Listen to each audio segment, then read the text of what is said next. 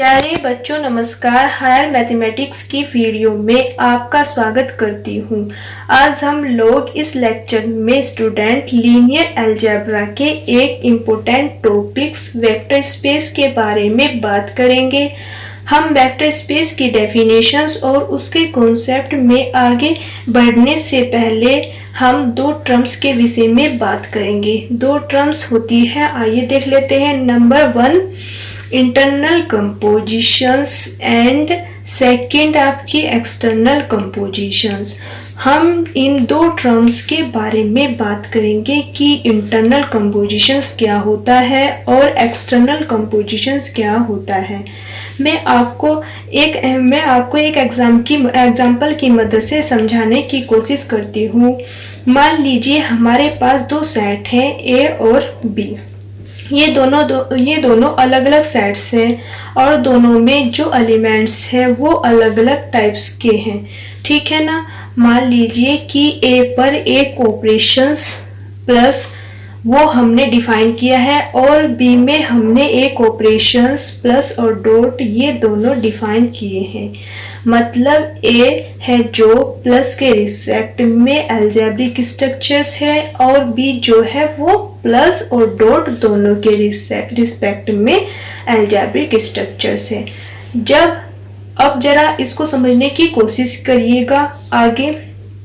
अगर हम इस सेट्स ए के दो एलिमेंट ले अल्फा बीटा और उन दोनों को आपस में ऐड करें और जो नया एलिमेंट आए गामा वो भी अगर ए का ही आए तो हम ये कहेंगे कि plus is the internal compositions of A. I repeat again, हम ये कहेंगे कि जो प्लस है वो ए के लिए इंटरनल कंपोजिशंस है। इंटरनल कंपोजिशन मतलब जो किसी सेट्स के अंदर के एलिमेंट को ही आपस में ऑपरेट करने के बाद में उसी सेट का एक एलिमेंट देता है, तो उसे हम लोग इंटरनल कंपोजिशंस कहते हैं। अब बात आती है एक्सटर्नल कंपोजिशंस क्या होता है। तो यहाँ पर ये प्लस क्या हुआ, इंटरनल कंपोजिशंस हुआ स्टूडेंट। अब एक्सटर्नल कंपोजिशंस क्या होता है।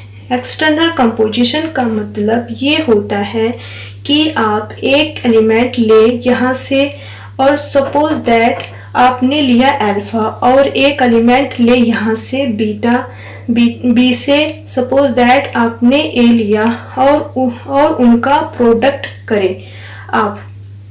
आई रिपीट्स कि ये डॉट है बी के ऊपर डिफाइन ऑपरेटर्स है।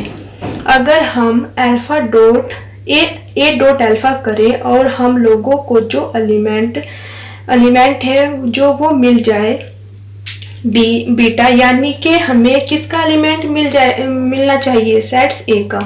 तो इस ऑपरेशंस में यानी कि जो डॉट ऑपरेटर है इसे हम कहते हैं external compositions for sets A. I repeat again student, अगर ये डॉट ऑपरेशंस इस तरीके से हो, एक बी का एलिमेंट ले और ए का एलिमेंट ले और ऑपरेट होने के बाद में ए का ही एलिमेंट दे, यानी कि ए में जो एलिमेंट है उसे रिजल्ट में दे, तो इस ऑपरेशंस डॉट को ए के लिए या ए में एक्सटर्नल कंपोजिशंस कहा जाता है। तो यहाँ पर आप ये समझिए, इंटरनल कंपोजिशंस उसी एलिमेंट को ऑपरेट करके उसी सेट्स का एलिमेंट देता है, तो it is called the internal compositions. और एक्सटर्नल कंपोजिशंस जब एक एलिमेंट एक्सटर्नल ऑपरेशंस जब एक एलिमेंट एक सेट से और दूसरा एलिमेंट्स एक सेट से लिया जाए, लेकिन जो ऑपरेशंस है वो दूसरे सेट्स का लिया जाए, लेकिन जब आपस में इनको ऑपरेट किया जाएगा तो जो एलिमेंट मिलेगा हमें इस पहले वाले सेट्स का ही मिलेगा जिससे हमने एक एलिमेंट लिया था, ठीक है ना। जिस सेट्स का ऑपरेशंस यूज हो रहा था उसका एलिमेंट नहीं मिलेगा, इस दूसरे वाले का मिलेगा। तो इस external compositions for that sets इस पहले वाले सेट्स के लिए एक्सटर्नल कंपोजिशंस कहा जाता है। तो ये दोनों ही डेफिनेशंस या टर्म हमने इसलिए पढ़ाए क्योंकि इन दोनों टर्म का यूज होगा जब हम लोग वेक्टर स्पेस की डेफिनेशंस को पढ़ेंगे और समझेंगे। अब आइए जरा हम लोग वेक्टर स्पेस की डेफिनेशंस के ऊपर बात करते हैं। जरा समझिएगा डेफिनेशंस कहती क्या है। Suppose that let V be a sets whose elements are called vectors and F be a field whose elements are called scalars। मतलब जो V है ऐसा सेट है जिसके एलिमेंट को हमने वेक्टर कहा और फील्ड F एक फील्ड है, प्लस और डॉट दोनों ऑपरेशंस हैं इसमें उसमें जिसके एलिमेंट्स को हमने स्केलर कहा। ठीक है ना। Now the sets V is called vector space or linear space or linear vector space over the field F if VF satisfy following conditions। क्या कंडीशंस है बच्चों? पहली कंडीशंस है आपकी V plus is abelian group, okay, with respect to internal compositions, right।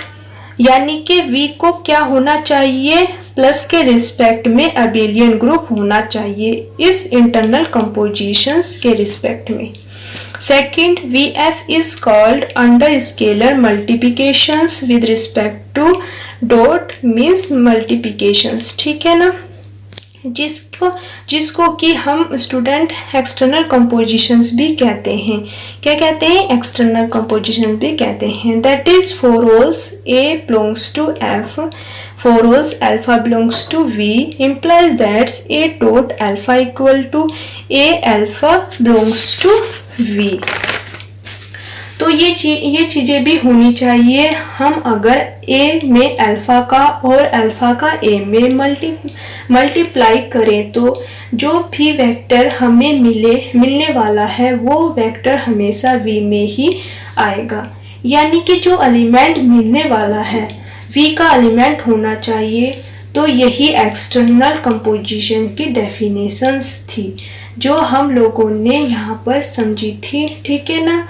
यानी कि एक element लिया F का, एक तक F का एलिमेंट लिया, V का दोनों का एलिमेंट लिया, V दोनों का मल्टीप्लिकेशंस किया और जो नया एलिमेंट आया वो किसका होना चाहिए स्टूडेंट? V का होना चाहिए। Now thirds V plus dot satisfy. क्या करेंगे देख लेंगे। A dot alpha belongs to V, for holes A belongs to alpha and for holes alpha belongs to V।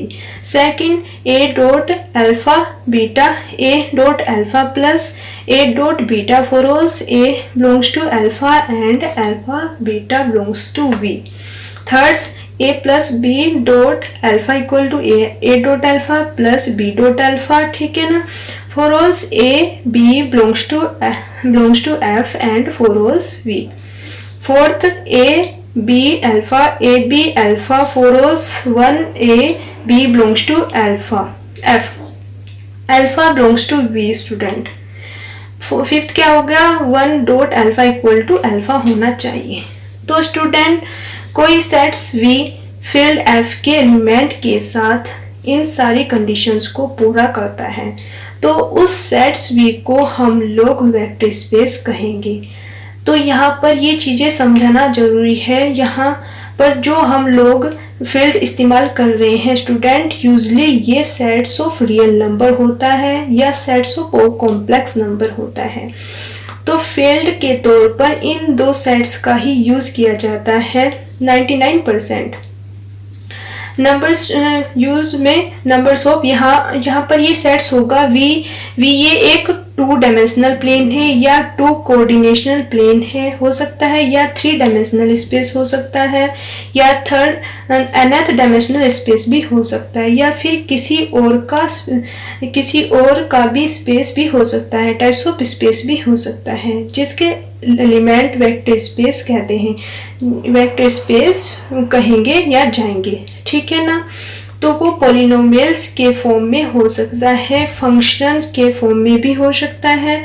So many thing, तो यहाँ पर स्टूडेंट हमें वेक्टर्स स्पेस या linear space बनाने के लिए दो सेट चाहिए थे, एक सेट्स ऑफ वेक्टर्स, एक सेट्स ऑफ स्केलर, और प्लस के रिस्पेक्ट में अबिलियन ग्रुप होना चाहिए और डॉट के रिस्पेक्ट में v के जो एलिमेंट है उसको क्लोज अंडर द मल्टीप्लिकेशंस होना चाहिए।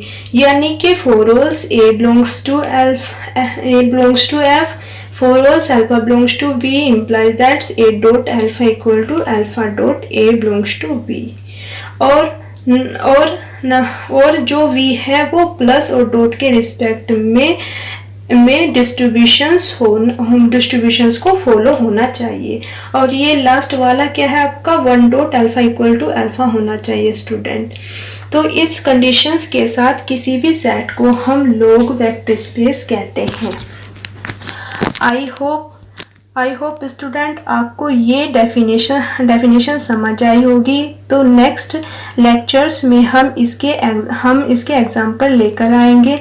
Thank you very much. Thanks for watching.